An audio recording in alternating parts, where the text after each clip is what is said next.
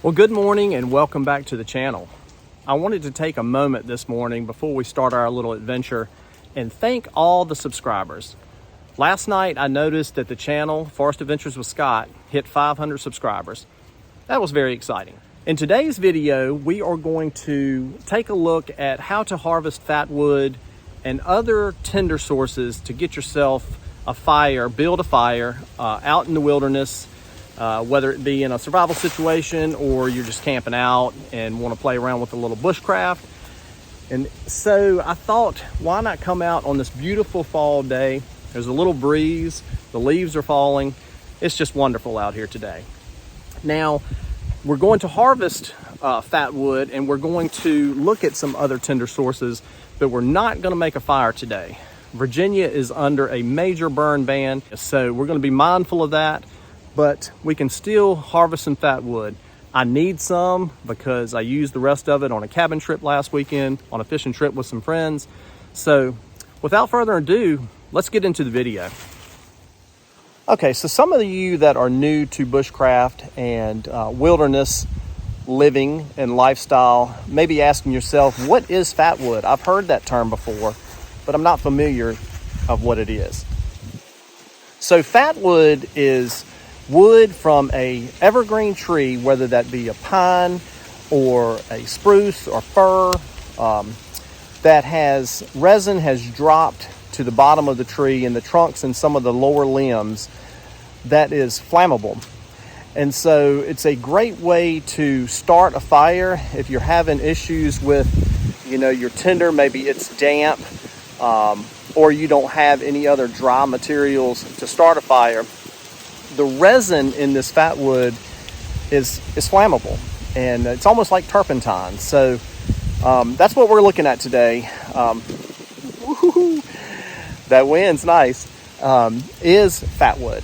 So let's go on the hunt and see if we can't find some. It didn't take us long in this pine forest to find a downed evergreen.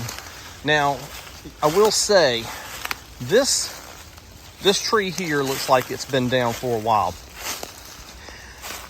We will take a look at some of these limbs here. And what happens is, if it's been down too long, it's rotted. Okay, so the tools we're going to be using today for this harvest is a good pair of gloves. We've got the Moore Garberg here. That's going to help us with batoning a little bit. We did bring the Beavercraft AX1 axe out, and of course the Silky Pocket Boy. All those are going to help process this wood and make it a lot easier to get to the fatwood. So,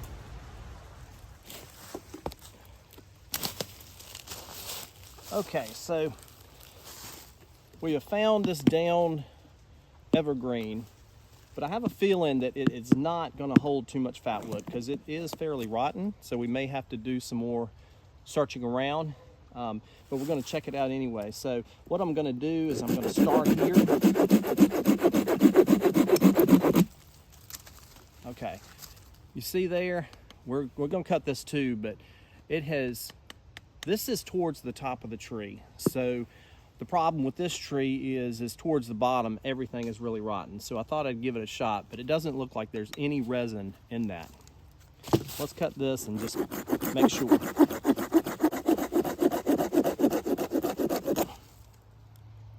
Okay, so if you look closely, there is some fatwood in there. The problem is it's not enough to really harvest. If you were in a situation where you just absolutely needed and you couldn't find any, this would work. But let's keep looking. What we want is the resin to be prevalent in the middle or the whole thing. You can see it around the edges there. And if this was towards the trunk of the tree, there would be more there. Not a bad find, but we can do better.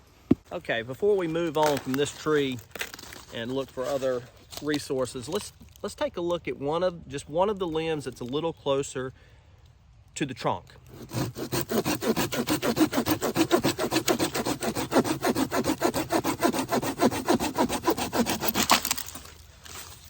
Okay, let's see.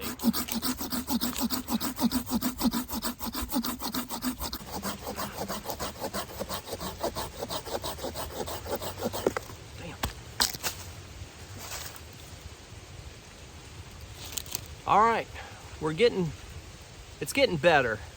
It's getting better. You can see the rings of fatwood around in this limb here. But there again, we can definitely do better.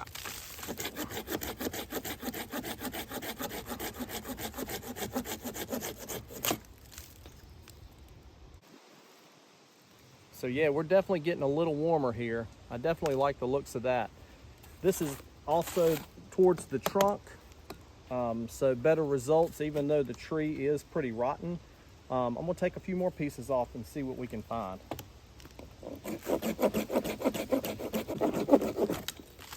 Ah, okay. Now we're cooking with Crisco.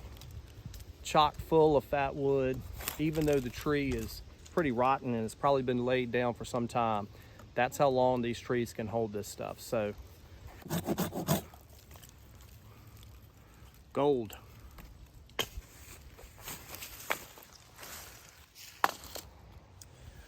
Okay, now that we have sawed, we got about 5 or 6 pieces right here.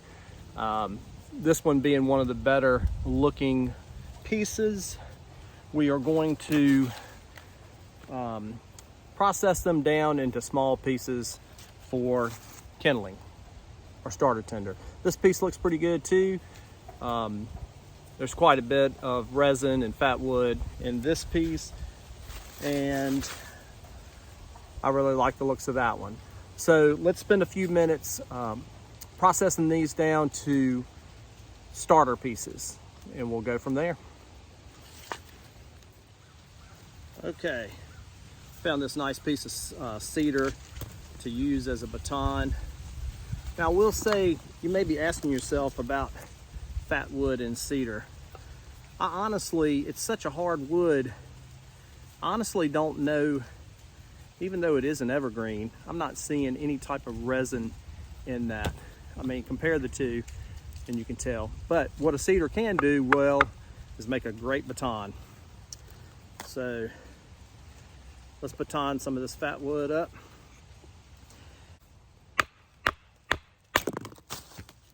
Okay.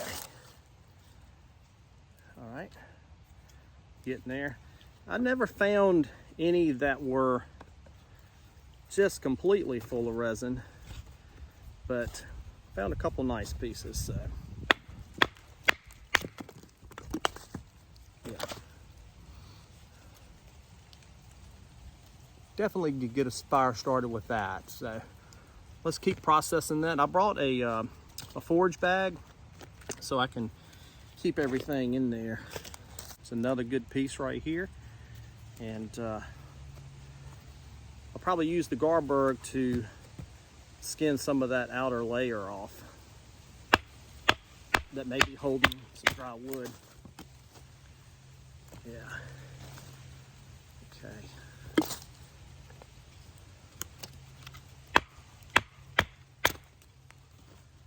Oh yeah, so that is what we're looking for right there. That's lovely. You see that?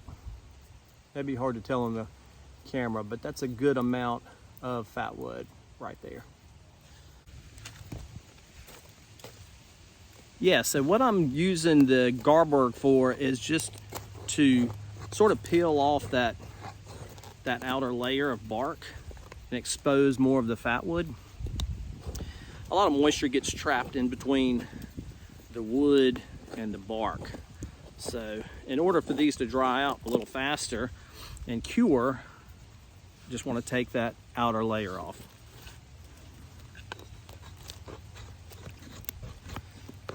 And the Garberg is a great tool for that. I'm not making feathers for fire or anything. I'm just peeling off that layer of bark. Even though it's even though those are pretty curls. Oh, see, now that's exactly what you want. All right, my friends, I think I got a pretty good little pile of fatwood harvested here. I'll use this in the beginning stages of late fall and early winter. Some pieces are more resinous than others. You can see there's some resin there. But overall, not a bad little haul for a day hike into the woods. But you get the idea of what you're looking for and how to go about harvesting it. So yeah, we're going to call this a day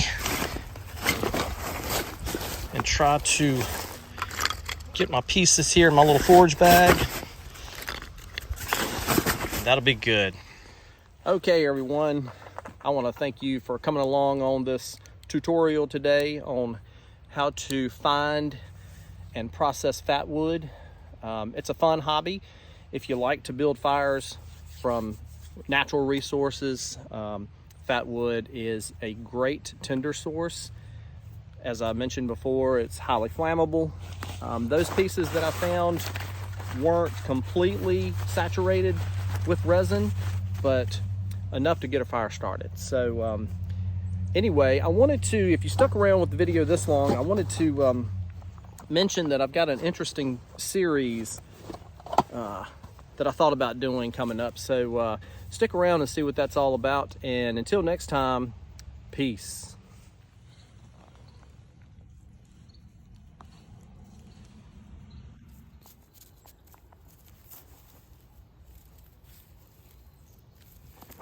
Cedar shavings are really nice for fire starting as well. Dry, combustible, really good.